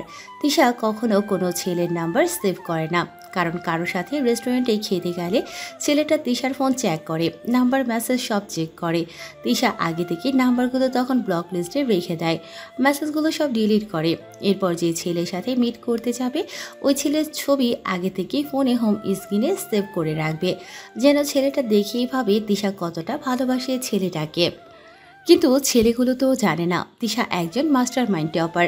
কয়েকবার কল বাজার পর তিশা রিসিভ করে, কণ্ঠ শুনে তিশা চিনতে পারে কে কোন ছেলে। এমনিতেও তিশা কল দেয় না, তাই সেভ করে রাখার প্রয়োজনও পড়ে না। তিশা রিসিভ করতেই ছেলেটা বলে, কি ব্যাপার, ফোন রিসিভ করতে এত সময় লাগে? আর বলো না, আম্মুকে তোমার কথা বলেছিলাম, আম্মু তোমাকে দেখতে চেয়েছে, তবে সমস্যা হচ্ছে আম্মু ফ্রি না এখন। ওমা, তাই নাকি? তাহলে জামাই হচ্ছি আমি? সেটা তো হবেই। আমার না খুব পিৎজা খেতে ইচ্ছে করছে, কি যে করি, বাসা থেকে তো বেরোতেও দেবে না। চিন্তা নেই, আমি পাঠিয়ে দিচ্ছি। না থাক, বিয়ের পরে এমনিতেই তুমি খরচ করবে। আমি না ও সব গার্লফ্রেন্ডের মতো না যে বয়ফ্রেন্ডের টাকায় চলি। আরে এভাবে বলছো কেন? আমার ভালো লাগে তো, তাই আর কি। ও, তোমার ভালো লাগা মানেই আমার ভালোবাসা? ইস, পাগলিটা কত ভালোবাসে আমাকে। সন্দেহ আছে? না না, কোনো সন্দেহ নেই। তিশার ফোনে আবারও একটি কল আসলো, শান্ত নামের আরও একটি ছেলের। তিশা মিরাজকে বলে, রাখছি। রিনা ফোন করেছে, জানো নীরার একটা কাজিন এসেছে, আমার দিকে তাকাচ্ছিল, খুব পাত্তা দেয়নি। একদম পাত্তা দিবে না, না হলে আমি মরে যাব। জানি গো জান, তুমি তো আমার সব কিছু। আচ্ছা, পিৎজা পাঠিয়ে দিও, পরে টাকা দিবনি। 7 নাম্বার বাড়িতে পাঠিয়ে দাও। বাই, রাখছি। আই মিরাজ ভালোবাসি বলার আগেই তিশা ফোন কেটে দেয়। শান্তর কল রিসিভ করে সে। শান্ত ফোন ওয়েটিং পেয়ে কিছু জিজ্ঞাসা করতে যাচ্ছিল, তখনই তিশা বলে, মেজাজটা যে কি পরিমাণে খারাপ হয়। নীরার কাজিন আছে একটা ছেলে, এতবার ফোন দিচ্ছে। আমি বারবার বলছি আমার একটা কলিজা আছে, কতটা ভালোবাসে, তবুও শুনছে না। বলছে আমাকে বিরিয়ানি খাওয়াবে কথা বললে। কতটা ছ্যাঁচড়া হলে বলো এমন বলে। যদিও বিরিয়ানি খেতে ইচ্ছে হচ্ছিল, বাট পাত্তাও দিইনি। কি, কে সে? নাম্বারটা দাও। আর তোমার বিরিয়ানি খেতে ইচ্ছা হচ্ছে সেটা আমাকে বলতা। নম্বর নিয়ে কি করবা? নীরাকে বলেছি, ঠিক হয়ে গেছে। যাক, ভালো হয়েছে। আচ্ছা, আমি বিরিয়ানি পাঠিয়ে দিচ্ছি। পাগলটা আমাকে কত ভালোবাসে। রাখছি, পরে কথা বলবো। এই ঠিকানায় পাঠিয়ে দিও বিরিয়ানি। তিশা ফোন কেটে দেয়। ফোনটা এখন বন্ধ করে রিল্যাক্স মোডে ডেলিভারি বয়ের জন্য অপেক্ষা করতে থাকে আর মনে মনে শয়তানি মার্কা হাসি দেয়। পরের দিন বাড়িতে সবার চিৎকার চেঁচামেচিতে ঘুম ভেঙে যায় তিশার। সে ওয়াশরুমে যেয়ে কিছু সময় পর বেরিয়ে আসলো। স্টাইলিশ ড্রেস পরে বাইরে আসে। বাড়ির সবাই ড্রয়িং রুমে বসে আছে। তিশার বাবা এসেছে এখানে। জিসান তিশার বাবার সাথে বেশ খোশ মেজাজেই গল্প করছে। তিশা অবাক হয় তিশার বাবা এভাবে জিসানের সাথে বসে কথা বলতে দেখে। বাড়ির অনেকেই একটু অবাক হয়েছে তিশাকে দেখেই। তিশার বাবা বলে, আমার মেয়ে তিশা, পরিচিত হয়েছো? জি না, রাতে দেখিনি। ও তিশা, ও হলো জিসান। জিসানের সাথে বিজনেস করে আজ 2 বছর হলো। ছেলেটা অনেক জিনিয়াস, ওর হয়ে আমি কাজ করি। ছেলেটাকে আমার খুব পছন্দ। জিসানের উত্তরে তিশা অবাক হয়েছে। রাতেই তো জিসানের সাথে তিশা কতই গল্প করলো, কিন্তু এখন নাকি তিশাকে জিসান চেনেই না। তিশা গম্ভীর চাহনি দিয়ে জিসানের দিকে তাকিয়ে আছে। তিশার পাশে রানা এসে দাঁড়ায়। রানা আস্তে করে বলে, জিসানের দিকে এত তাকানোর কিছু নেই, ছেলেটা ভালো না। আমার তো ভালো ছেলে চোখেই পড়ে না। চারপাশে তো তাকাবে না, চোখে আর কিভাবে পড়বে? তুমি আমাকে তুমি করে বলছো? তোমার বড় না আমি? কারণ তো আছেই, তবে সেটা সময় হলেই জানবে। হ্যাঁ, সময়ের দরকার নেই। তিশা রানার পাশ থেকে চলে আসে। নীরার বাবা সবার উদ্দেশ্যে বলে, কাউকে না জানিয়ে একটা সিদ্ধান্ত নিয়েছি। আমার সিদ্ধান্তটা শুধু নীরাই জানতো। যেহেতু সিদ্ধান্তটা নীরাকে নেই, তাই তাকে আগে জানিয়েছিলাম। সে এই সিদ্ধান্তে সম্মতি জানায়। কি সিদ্ধান্ত নিয়েছিস? নীরার বিয়ের ব্যাপার বলছি। নীরাকে বিয়ে দিতে চাই। কিন্তু নীরার বিয়ের হুট করে সিদ্ধান্ত নিলেন? নীরা সবটা জানে। ছেলের সাথে নীরা কথাও বলেছে। ও নীরা, তুই এতদিনে কিছু বলিসনি কেন আমাদের? এমনি বললে তুই ছিনিয়ে নিতিস। চুপ কর। ছেলেটা কে? কোথায় থাকে? কি করে? দেখতে কেমন? ভালো তো? ছেলে অনেক ভালো, তোর বড় মায়ের গ্রামের বাড়ির ছেলে। নীরার নানু ছেলেটাকে খুব ভালো করেই চেনে, মানে আমার শ্বশুর সব ঠিক করেছে। বাহ, আমরাই জানলাম না কিছু। কি করে ছেলেটা? ছেলেটা গ্রামে বিজনেস করে, কিন্তু ছেলেটাকে বেশ ভালো।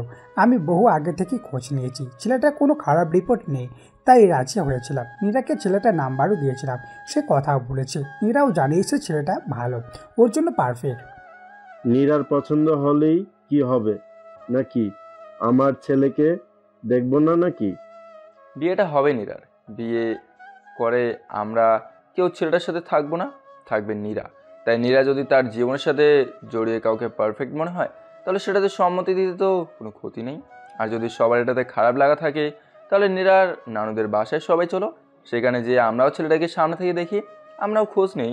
তখন যদি খারাপ মনে হয় আমাদের নীরা, তো বাচ্চা না, তাকে তখন বোঝালে সে বুঝবে, বিয়ে বাদও করা যাবে। একদম ঠিক বলেছে রানা, আর কারোর কথা আমি শুনতে চাই না। রানার কথা মতো হবে। আমরা সবাই গ্রামে যাব। তবে একটা আর্জি আছে আমার। কি আরজি? তিশা যেহেতু নীরার বন্ধু, নীরার বিয়ে হলে তো তিশা একা হয়ে যাবে, তাই না?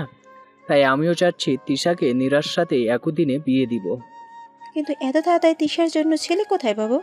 ছেলে আমার দেখা আছে অনেক দিন থেকে, তবে যথাসময়ে ছেলেকে সামনে আনবো। সবার পছন্দ হবে এটা নিশ্চিত, তাই সরাসরি বিয়ের কথাটা বললাম। ওকে, তাহলে সবাই রেডি হয়ে নাও, গ্রামে যাব খুব শীঘ্রই। সবাই সেখান থেকে চলে যায়। রানা বাইরে এসে দাঁড়ালো। নীরা ফোন নিয়ে ব্যস্ত হয়ে যায় তার উডবি হাজবেন্ডের সাথে কথা বলতে। রানা বাইরে এসে পায়চারি করছে। হঠাৎ জিসান বাইরে আসলো, কানে হেডফোন গোজা। রানার পাশ দিয়ে হেঁটে বাইকের কাছে যাচ্ছে, কিন্তু রানার পাশে দিয়ে যাওয়ার সময় জিসান বলে, 5 কোটি টাকা আমি ওর কাছে পাবো। 2 বছর ধরে খুঁজছি। এখানে আসার পিছনে ওই শালার একটা কারণ ছিল। ওকে খুঁজে পেয়েছি। যতই লোকজন থাকুক, টাকার হিসাবটা তো নিতেই হবে আমার। জিসান কথাগুলো বলতে বলতে বাইকের কাছে যায়। বাইক স্টার্ট দিয়ে সে খুব তাড়াতাড়ি বের হয়ে যায়।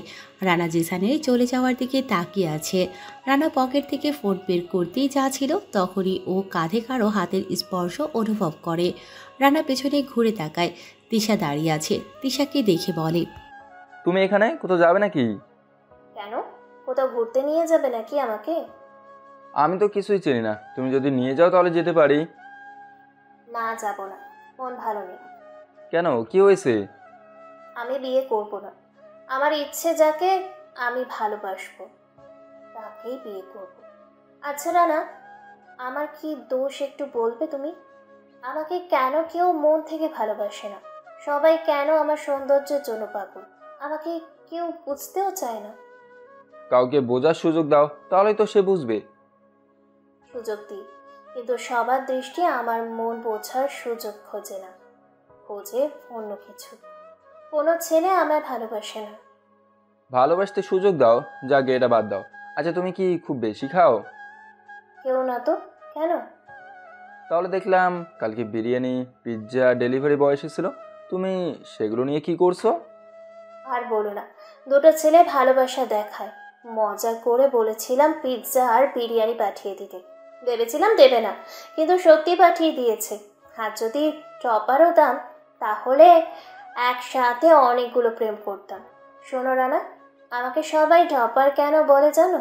কারণ ছেলেদের থেকে বাঁচতে। প্রতিদিন এত এত প্রপোজ আসে, ইচ্ছে করেই টপার নামটা দিয়েছি, যেন সব ছেলেরা ভাবে আমি খারাপ। এই জন্য এমন একটা বিএফও নেই আমার। ভালো তো। আচ্ছা, পরে কথা বলবো, আমি একটু বাইরে যাব। তুমি না বললে কিছুই চেনো না? না মানে আসলে বাড়ির সামনেই যাব। তোমার ভাই এত তাড়াতাড়ি কোথায় গেল? সে আমার ভাই না। রানা রাগ করে কথাটা বলে সেখান থেকে চলে যায়। বাড়ি থেকে বেরিয়ে বেশ খানিকটা দূরে এসে দাঁড়ালো রানা। এখান থেকে নীরাদের বাড়ি দেখা যাচ্ছে না। রানা ফোন বের করে। ফোনে যেন কার সাথে কথা বলে ও। 5 মিনিটের মধ্যে একটি গাড়ি এসে থামে রানার সামনে। রানা চোখ থেকে মোটা ফ্রেমের চশমা খুলে গাড়ির মধ্যেই প্রবেশ করে। তিশা পায়চারি করছে। মনে মনে সে জিসানের কথা ভাবছে। ছেলেটা কত স্মার্ট!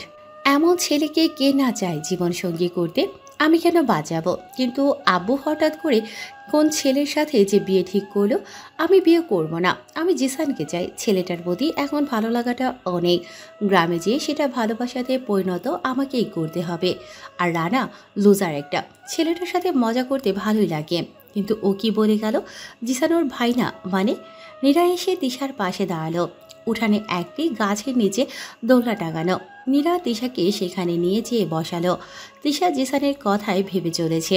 নীরা বলে, এত কি ভাবছিস? জিসান ছেলেটা কেমন রে? তোর কি জ্বর এসেছে? মানে তুই ঠিক আছিস তো? মানে কি? এই প্রথম তুই নিজে থেকে কোনো ছেলের কথা জানতে চেয়েছিস, তাও আবার আমাদের জিসান ভাইয়ার কথা। বাপ রে, তোর হলোটা কি? জিসান কেমন বল না। ভালো ছেলে। শোন, মেজো আব্বু আমার আব্বুর আগেও বিয়ে করে, মানে মেজো আম্মুকে নিয়ে তিনি পালিয়ে যায়। রানার নানু ছিলেন বড়লোক, তো আমাদের দাদু মেজো আব্বুকে মেনে নেয়নি, বের করে দেয়। কারণ বাড়ির বড় ছেলে বিয়ে করেনি, মেজো ছেলে বিয়ে করে বউ নিয়ে এসেছে। তাই মেজো আব্বু জিদ করে চলে যায়। রানার নানু থেকে টাকা লোন নিয়ে বিজনেস শুরু করে, দেশের বাইরে চলে যায়, তারপর সেখানে সেটেলড। কিন্তু জিসান ভাইয়া হয়েছিল আগে। আমার আব্বুও বিয়ে করে। আমি হওয়ার 2 বছর আগে জিসান ভাইয়া হয়েছে। তারপর আমি হওয়ার 1 বছর পরে রানা হয়। কিন্তু রানা হওয়ার পর মেজো আম্মু মারা যান। রানা কখনো তার মায়ের আদর পায়নি। এই জন্য আমার মা রানাকে অনেক ভালোবাসে। নিজের ছেলে রাতুলের থেকেও রানাকে ভালোবাসে। ও, এবার বুঝলাম কেন জিসান সবার বড়। জিসান ভাইয়া রানাকে এ কারণেই সহ্য করতে পারে না। রানাকে ছোট থেকে অ্যাভয়েড করতো জিসান ভাইয়া।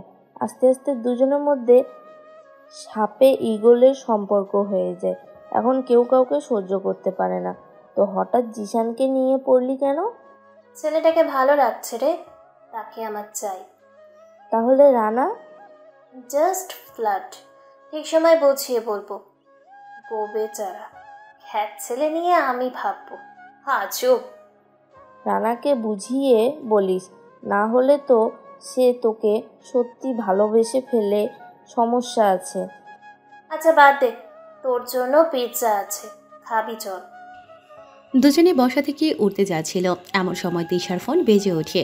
অচেনা নাম্বার। তিশা রিসিভ করে। ওপাশ থেকে একটা ছেলে বলে, তিশা, আমাকে চিনতে পেরেছো? আমি সুমন। সুমন? কোন সুমন? তুমি কয়টা সুমনকে চেনো? না মানে আসলে কাজিন আছে, ভাইয়া আছে তো। আপনি কে? কালকে রাতে তুমি যাকে নাম্বার দিয়েছিলে সে আমি। ও তুমি? জানো কালকে কতক্ষণ তোমার কলের অপেক্ষা করেছিলাম। জানবেই না তো, ছেলেরা অনেক কিছুই জানে না। সরি, আমি ভাবছিলাম তুমি অনলাইনে আসবে, বাট আসোনি। আমি অপেক্ষা করেছিলাম। এত ভালোবাসো? অনেক ভালোবাসি। শুধু সুযোগ দাও, দেখবে কখনো কমবে না। কিন্তু আমি তো একটা খারাপ মেয়ে, আমাকে তুমি ভালোবাসতে পারবে না। তাই নাকি? আমি ভালো করে নেব। আমাকে ভালোবাসতে হলে পরীক্ষা দিতে হবে তোমার। যেমন? ধরো আমি ইচ্ছে করে ফোন ওয়েটিং রাখবো, তুমি ওয়েটিং দেখবে, ঘন্টার পর ঘন্টা ওয়েটিং পাবে। কখনো কখনো তুমি আমাকে কোনো ছেলের বাইকের পিছনেও দেখবে, তখন কি করবে? কষ্ট রাগ সবটাই হবে। জানতাম ঠিক এমনটাই হবে। আমাকে তখন খারাপ ভাববে, ঠপার ভাববে। আসলে এটাই তো তোমার পরীক্ষা হবে, কতটা সহ্য করতে পারো আমাকে, সেটা তো দেখতেই হবে আমার, তাই না? ও, তাহলে তুমি যত ইচ্ছে ফোনে ব্যস্ত রেখো, কারোর সাথে ঘুরিও, বাইকে ঘুরো, রেস্টুরেন্টেও যেতে পারো, কোনো সমস্যা নেই। বাপরে, এতটা বিশ্বাস? অনেকটাই। আমাকে যে বিশ্বাস করে তাকে কখনো ঠকাই না, কথা দিচ্ছি বিশ্বাস রাখবো। তবে পরীক্ষা কিন্তু আরো কঠিন হতে পারে। হোক যত কঠিন, আমি রাজি। তিশা ফোন কেটে দেয়। নীরা হাসতে হাসতে শেষ প্রায়। তিশা মুচকি হেসে বলে, দেখছিস কিভাবে প্রেম করতে হয়? তুই তো এমনিতে কারো সাথে রেস্টুরেন্ট বাইকে ঘুরবি, আর সেটাও তো তোর বিয়ে, অথচ অন্য কেউ দেখলে সন্দেহ করবে না, সেই কাজটাও করে নিয়েছিস। তুই জিনিয়াস রে, সত্যি জিনিয়াস। আমাকে একটু টিপস দে, ছেলেটাকে কিভাবে আমার কথা ছাড়া অন্য কিছু যেন ভাবনাতেও না আসে, এমন কোনো উপায় বল। শোন, কোনো ছেলে বিয়ের আগে একটা মেয়েকে যতটা আগ্রহ নিয়ে ভালোবাসে, বিয়ের পর সেই আগ্রহ অনেকাংশে কমে যায়। আইফোন যতই দামি হোক না কেন, বড় জোর 1 বছর বা 2 বছর ব্যবহার করার পর আগ্রহ কমে যাবে। তখন শখ নয়, প্রয়োজনেই যেন ব্যবহার করা লাগে ফোনটাকে। ছেলেরাও যেন এমন, বিয়ের কয়েক বছর পর বউ যেন তারা প্রয়োজনেই ব্যবহার করে।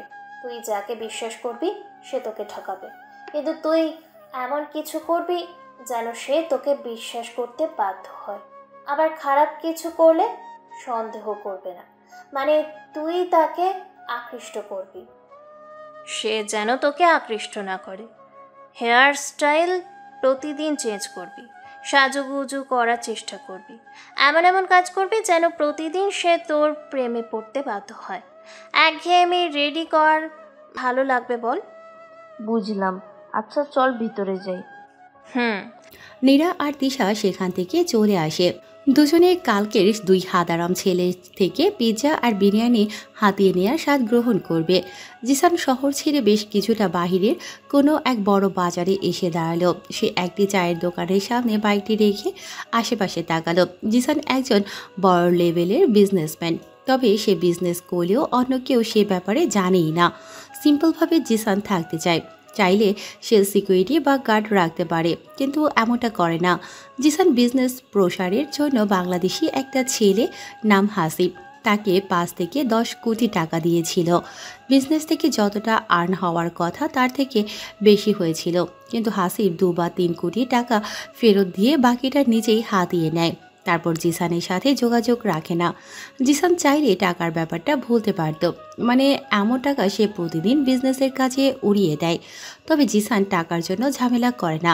জিসানের কেউ বিশ্বাস ভাঙলে সে তার প্রতিশোধ নিয়েই ছাড়ে। জিসানের একটাই কথা, ভালোবাসা বা টাকা যতটা গুরুত্ব তার থেকে বেশি গুরুত্ব বিশ্বাস ও কথা দিয়ে কথা রাখাটা। হাসিব তার কথা রাখেনি, বিশ্বাসটাও ভেঙেছে। এর জন্য জিসান এখানে এসেছে হাসিবের খোঁজে।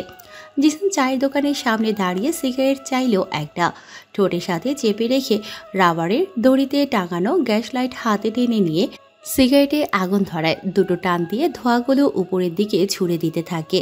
পকেট থেকে 100 টাকার নোট দিয়ে সে ঘুরে সামনে তাকায়। হাসিব দাঁড়িয়ে আছে। জিসান হাসিবকে দেখে সিগারেটে আরও কয়েকটা টান দেয়। ধোঁয়াগুলো বাতাসের সাথে ছেড়ে দিল। গায়ে ওর নেভি ব্লু কোট, ভিতরে সাদা টি শার্ট, ছেঁড়া ইসরায়েলের জিন্স পরা। জিসান সিগারেট ফেলে দিয়ে তার ডান পাশের কোমর থেকে পিস্তলটি বের করল। হাসিব দাঁড়িয়েই থাকে জিসানের বাইকের সামনে। জিসান পিস্তলটি টেনে গুলি লোড করে রাগী দৃষ্টিতে তাকিয়ে বলে, তোর সাহস দেখে অবাক হচ্ছি। আমার টাকা মেরে দিয়ে আমার বিশ্বাস নিয়ে গেম খেলে আমার সামনে এভাবে দাঁড়িয়ে আছিস, সত্যি অবাক হলাম। কি করব তাহলে? তুই তো ভয়ে দূরে পালাবি, কিন্তু কি আর করার, আমার পিস্তলে গুলিতেও তুই মরবি। একা আসছিস নাকি লোকজন আছে? আমাকে তুই করেও বলছিস, আর তোকে মারতে একাই যথেষ্ট, শালা হারামি। জিসানের কথা শুনে হাসিব মুচকি হাসল। এরপর ডান হাতে 2 আঙ্গুল মুখের মধ্যে নিয়ে জোরে একটি শীষ বাজালো হাসিব। সাথে সাথে 15 থেকে 20 জন ছেলে হাতে লাঠি, হকস্টিক, ছুরি নিয়ে চায়ের দোকানের সামনে এসে দাঁড়ায়। জিসানকে ঘিরে রাখে। জিসান একটু চমকে ওঠে, কারণ এমনটা যে হবে তা জিসান কখনো স্বপ্নেও ভাবেনি। জিসান একটু থেমে বলে, হাসিব দেখ, তোর সাথে এখন কোনো ঝামেলা করার ইচ্ছে নেই। ভালোভাবে বলছি, টাকা ফেরত দে আমার। তোকে শুরুতেই তুই করে বলছি, নিশ্চয়ই তোর ধারণা থাকা দরকার বাঘের সামনে শিকার যদি হিংস্রতা দেখায় তাহলে বাঘের পুরাই খালাস আছে, মানে বাঘ সোজা শিকার হয়ে যাবে। তুই এখন আমার শিকার। আমি জানতাম তুই একটা সময়ে দেশে আসবি, টাকা চাইবি। মামা, টাকা এমনি এমনি হাঁটিয়ে নেইনি। এই যে লোকগুলো আছে ওদের 1 লাখ করে দিয়ে রেখেছি। কেন জানিস? এমন একটা সময় তোকে রাস্তার মধ্যে গা থেকে কাপড় খুলে পেটাবো বলে। শুরু থেকেই খোঁজ রেখেছিলাম তুই কবে দেশে আসবি আমার জন্য। এসেছিস কাল। নিজের লোকেদের দিয়ে তোর অফিসের লোকেদের ফোন দিয়েছি, তারা তোকে জানিয়েছিল আমাকে খুঁজে পাওয়া গেছে। নিজের ঠিকানা তোর কাছেই দিয়েছি, কারণ মুরগিকে নিজ ইচ্ছায় ফাঁদে ফেলে বিয়ে এসে খাবো বলেই একটা ট্র্যাপ ছিল। চল শুরু করি। অনেক কথা হয়েছে। একটা পিস্তলে বড় জোর 5 জনকে মারবি, কিন্তু 15 জন তোকে মেরে রাস্তার সাথে পিষে রাখবে। সাল টাকা চাইতে আসছিস? ওই ধর, গা থেকে কাপড় খোল। জিসান একটু নয় অনেকটাই ভয় পেয়েছে, কারণ সে একা এসেছে এত টাকা উদ্ধার করতে। ঝামেলা তো হবেই। জিসান নিজেকে হিরো ভাবে, এবার তার ফল দিতে হবে। জিসান হয়তো ভেবেছিল যাবে, ঝামেলা মিটিয়ে চলে আসবে। এখন তার ভাবনা কতটা ফ্লপ হয়েছে তা হাড়ে হাড়ে টের পাচ্ছে। জিসান প্রায় আমতা আমতা করে বলে, হাসিব আমাকে যেতে দে, না হলে তোর কপালে অনেক দুঃখ আছে রে। চুপ শালা, আগে তুই নিজে এখান থেকে সুস্থভাবে যা, তারপর আমার কথা ভাববি। ওই খোল শালা গা থেকে সব কাপড়। একটা ছেলে এগিয়ে আসে জিসানের দিকে। জিসান এখন জানে যদি সে কাউকে গুলি করে তাহলে সবাই ওর ওপর ঝাঁপিয়ে পড়বে। জিসান চুপচাপ দাঁড়িয়ে থাকে। কয়েকটা ছেলে এসে জোর করে জিসানের গা থেকে কোট আর টি শার্ট টেনে হিঁচড়ে খুলে ফেলল। জিসান এবার ভয়ে চুপসে যায়। হাসিব বলে, ওর পরনেও দামি প্যান্টটা খুলে ফেলে, এরপর বোঝাচ্ছি হাসিব কতটা ভয়ঙ্কর। দেখ ভাই, যা, তোর টাকা দিতে হবে না, আমাকে যেতে দে। বাঘের গর্জন শেষ হয়ে গেলে ওই কে আছিস মা শালাকে। জিসানকে খালি গা করে রাস্তার মাঝখানে টেনে নিয়ে আসে হাসিব। একটা ছেলের থেকে হকস্টিক নিয়ে জিসানের পিঠ বরাবর জোরে বাড়ি দেয়। জিসানের সুঠাম শৈলে প্রথমে আঘাতটা তেমন বড় রকমের প্রভাব না ফেললেও কিছুক্ষণ পর সেখান থেকে রক্ত বের হতে থাকে। জিসানকে আরও একটি বাড়ি দিতে যাচ্ছিল হাসিব। এমন সময় কয়েকটা বাইক খুব জোরে হর্ন বাজাতে বাজাতে ওদের কাছে ঠিক ওই চায়ের দোকানের সামনে এসে থামে। চারটে বাইকে 4 জন ছেলে, একজন ছাড়া বাকি 3 জনের হাতে বেসবল স্টিক। হাসিব থেমে যায়, কিছুটা বিরক্তকর দৃষ্টিতে তাকালো ওদের দিকে। প্রথমজন বাইক থেকে নামলো, একজনের মুখ ঢাকা, পুরো মুখটাই মাস্কে আটকানো, শুধু চোখ দুটো ছাড়া কিছুই দেখা যাচ্ছে না। ছেলেটার গায়ে শার্ট, একটি 3/4 জিন্স পরা। লিডার ছেলেটি চায়ের দোকানে থাকা ছেলেটাকে ইশারায় সিগারেট দিতে বলল। চায়ের দোকানে থাকা ছেলেটাকে পেছন থেকে একটা ছেলে সিগারেটের টাকা দিয়ে দেয়। জিসান হাবার মতো তাকিয়ে থাকে ওই লিডার ছেলের দিকে, কারণ পরনে হাঁটু অবধি প্যান্ট পরা, গায়ে শার্ট, মুখ ঢাকা মাস্ক। ছেলেটা মুখে সিগারেট নিয়ে টানতে টানতে জিসানের দিকে এগিয়ে আসে। হাসিব সামনে এসে দাঁড়ায়। হাসিবের দিকে ছেলেটা তাকিয়ে সিগারেট টানলো, ধোঁয়াগুলো হাসিবের মুখের উপর ছুঁড়ে দেয়। হাসিব ওর হাতে থাকা স্টিক দিয়ে অপরিচিত ছেলেকে মারতে যাচ্ছিল, কিন্তু ছেলেটা তার আগেই কোমর থেকে পিস্তল বের করে 2 গুলি করে হাসিবের পায়ে। হাসিব ছিটকে পড়ে যায় নিচে। ছেলেটার পেছন থেকে একটা ছেলে বলে, তোর লিডার তো মাটিতে পড়ে গেল, এবার কে আসবি? সামনে আয়, দেখি কার সাহস জিসানকে মারে। কে তুই? কেন আসছিস এখানে? বাঘকে বাঁচাতে সিংহ এসেছে। লিডার ছেলেটা মুখে সিগারেট রেখে জিসানের প্যান্টের দিকে এগিয়ে যায়। প্যান্ট এনে জিসানের কাছে দিল, ইশারায় পড়তে বলল। তারপর একটা ছেলেকে ইশারা করলো এগিয়ে আসার জন্য। ছেলেটা এগিয়ে আসে জিসানের দিকে। জিসানের পিঠে আঘাতের চোট, স্যাবলন দিয়ে ঠিকভাবে ড্রেসিং করে দিল। তারপর একটি কাগজ বের করে সেখানে কিছু একটা লিখে ছেলেটা দৌড়ে আগের জায়গাতে চলে যায়। জিসান কাগজ দেখতে থাকে, সেখানে লেখা ব্যথানাশক ওষুধ এর নাম। জিসান শুধু বোকা বোকা দৃষ্টিতে তাকিয়ে ছেলেগুলোকে দেখছে। জিসান চেনে না এরা কারা, কখনো দেখেও নি এদের। হঠাৎ এভাবে এসে জিসানকে বাঁচাবে বুঝতেও পারেনি সে ভেবেছিল মরেই যাবে, কিন্তু অচেনা আগন্তুক এসে বাঁচাবে তাকে। তা জিসান চোখ বন্ধ করেও ভাবেনি। অচেনা ছেলেটা টি শার্ট আর কোট এনে জিসানের দিকে বাড়িয়ে দেয়। এরপর হাসিবের দিকে তাকিয়ে থাকে। একটা ছেলে পেছন থেকে এসে বলে, টাকা যেন এখনই আনা হয়, তোর লোকেদের বল টাকা আনতে। ভাই টাকা এনেছি, বলা লাগবে না। শোন জিসান, কাউকে মারতে হলে পিস্তলের গুলি লোড করে রাখলেই হয় না, সেটা চালাতেও হয়। এরপর তারা সবাই সেখান থেকে চলে আসে। হাসিব জিসানের পা জড়িয়ে ধরে। জিসান আশেপাশে তাকায়, কেউ জিসানের দিকে ভয়ে তাকাচ্ছে না। হাসিব ভয়ে ভয়ে বলে, ভাই ভুল হয়ে গেছে, আপনি তো একাই আসছিলেন, তাহলে ওরা কারা? পাছার। জিসান আর কিছু বলল না, সে টাকা নিয়ে সেখান থেকে চলে আসলো। তিশা ব্যালকনিতে দাঁড়িয়ে আছে। নীরাদের বাড়ির সামনে ঝালমুড়িওয়ালা এসে দাঁড়িয়েছে। রানা ঝালমুড়ি অর্ডার দিল। তিশা উপর থেকে ঝালমুড়ি খেতে দেখে রানাকে, সে তাড়াতাড়ি নিচে নামে। রানা ঝালমুড়ি খেয়ে ভেতরে প্রবেশ করতে যাচ্ছিল, এমন সময় তিশা এসে দাঁড়ায়। রানাকে বলে, মেয়েদের মতো ঝালমুড়ি খাচ্ছ কেন? আর কোথায় ছিলে? ওই তো সামনে একটা দোকানে, ওখানে টিভিতে কার্টুন চলছিল, তাই বসে বসে দেখছিলাম। কি, তুমি এখনো কার্টুন দেখো? তুমি খ্যাত নও, খ্যাতের ডিব্বা, বুঝছো? আমি এরকমই। রানা কথাটা বলে বাড়ির মধ্যে প্রবেশ করে। তিশা ঝালমুড়ি অর্ডার দিল। এমন সময় তিশার বর্তমান বয়ফ্রেন্ড, ওদেরই টিচার আয়ান স্যার বাইক নিয়ে তিশার সামনে এসে দাঁড়ায়। তিশা আয়ানের দিকে তাকালো। আয়ান বলে, তিশা, তোমার ফোন রাতে অফ ছিল কেন? আর সকাল থেকে কতবার ফোন দিয়েছি, দেখোনি? সরি, আমি একটু বিজি ছিলাম। তিশা, তুমি আমাকে ঠকাচ্ছ তাই না? আমাকে ইগনোর করছো? দেখো, তুমি যদি ক্রিকেট খেলো তাহলে ক্যাচ মিস করাটা হলো খেলার অংশ। খেলার যা ঘটে সবই খেলার অংশ। রিলেশনশিপে যা হবে সবই রিলেশনের অংশ। মাঝে মাঝে আমি ইগনোর করব, ইচ্ছে করে ফোন অফ রাখবো, এটাও ভালোবাসা। যা বোঝার মতো হয়তো ক্ষমতা তোমার নেই। তুমি শুধু দেখেছো আমি তোমার ফোন রিসিভ করিনি, কথা বলিনি, ইগনোর করেছি এসব। কিন্তু তুমি এটা তো দেখোনি তোমার প্রতি আমার যে কতটা ভালোবাসা সেটা নিজে কাছে প্রমাণ করেছি। মানে তুমি নিজেই ইগনোর করে আমাকে বলছো ভালোবাসার প্রমাণ দিচ্ছ, মানে কি? তোমাকে যে কতটা ভালোবাসি তা নিজেই দেখছিলাম তোমাকে কতবার মিস করছি, কতবার তোমার কথা আমার মনে পড়বে। দেখো আয়ান, আমি কোনো ফেক ভালোবাসাতে জড়াতে চাই না। আমি নিজের মাঝে সত্য ভালোবাসাটা তোমার জন্য রাখতে চাই। তোমাকে রাতে খাবারের সময় কতটা মিস করেছি সেটা শুধু আমিই জানি। সকালে তোমার কথা খুব বেশি মনে পড়েছিল।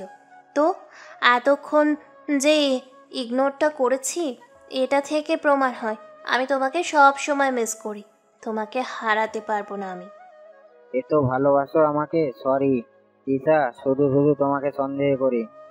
কি, আমাকে তুমি সন্দেহ করো? তোমাকে না সব ছেলেদের থেকে একটু অন্যরকম ভেবেছিলাম, কিন্তু তুমি সামনে থেকে যাও। আমাকে বিশ্বাস করোই না তো ভালোবাসা দেখাতে আসছো? আরে শোনো, আমি আব্বু, নীরার আব্বু সবাই আছে, এখান থেকে যাও। যেতে বলছি যাও, তোমার কোনো কথা শুনতে চাই না। আচ্ছা, পরে তোমাকে সবটা বুঝিয়ে বলবো, এখন আসছি। আর তিশা প্লিজ ভুল বুঝো না, তোমাকে ভালোবাসি অনেক, প্লিজ। আয়ান বাইক নিয়ে চলে যায়। তিশা আবার ঝালমুড়ি অর্ডার দিল। খেতে খেতে সে বলে, মামা কত টাকা হয়েছে? টাকা লাগবে না আপা। মানে কেন? একটু আগে চশমা পরা যে ছেলেটা ছিল এই বাড়িতেই তো গেল।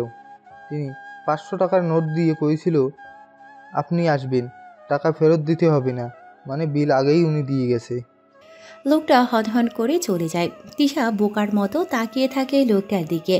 অনেকটাই অবাক হয় সে রানার কাজের প্রতি, কারণ এতদিন সব ছেলে তাকে ইমপ্রেস করেছে ওর সামনেই, কিন্তু রানা ছেলেটা তিশাকে একটু অন্যরকম প্যাচালোভাবে ইমপ্রেস করছে। তিশা মুচকি হাসলো, মনে মনে বলল ছেলেটাকে তো একটু নাচিয়ে দেখতে হয়।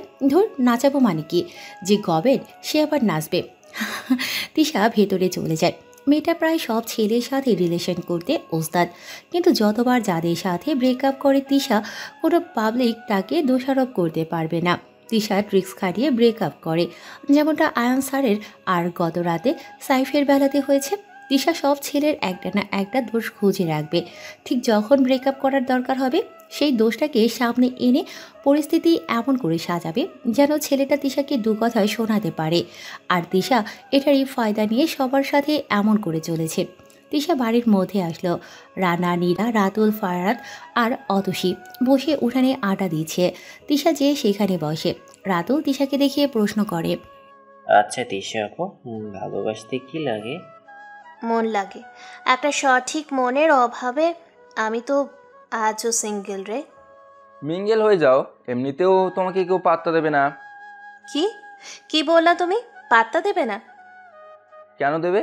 তুমি যদি সুন্দর হতে সেটা একটা কথা ছিল, কিন্তু তুমি তো অতটাও সুন্দরী না।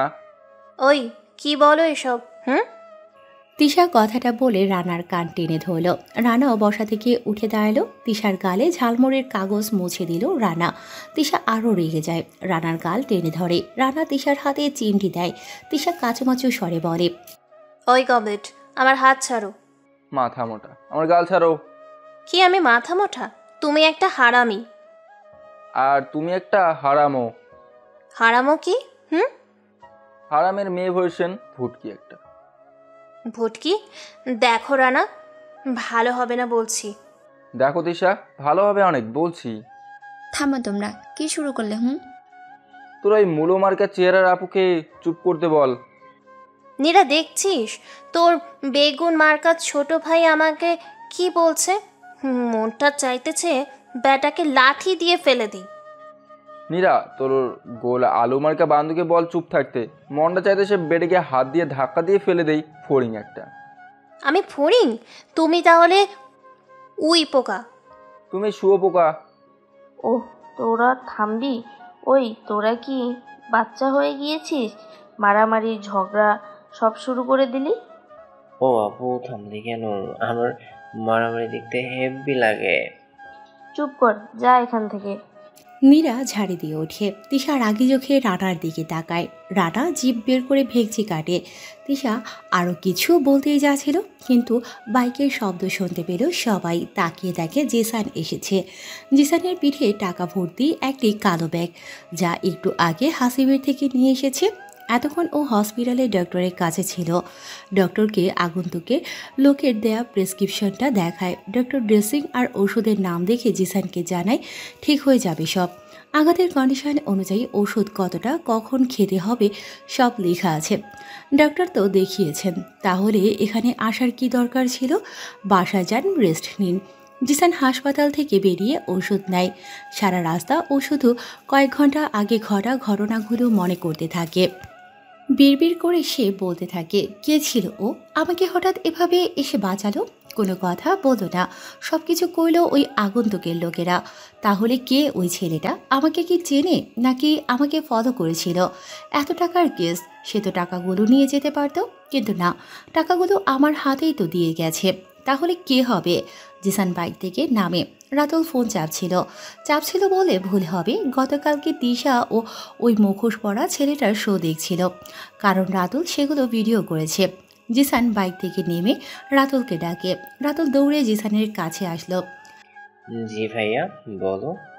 ব্যাগটা একটু ধরত, পিঠে হালকা ব্যথা করছে। কি হয়েছে? কিছু। জিসান কিছু বলতে যাচ্ছিল, কিন্তু রাতুলের ফোনে পজ করে রাখা একটি ছেলে ডান্সের ভিডিওতে চোখ চলে যায়। জিসান টাকার ব্যাগটা দিতে যেয়ে থেমে গেল। রাতুলের দিকে তাকিয়ে প্রশ্ন করে,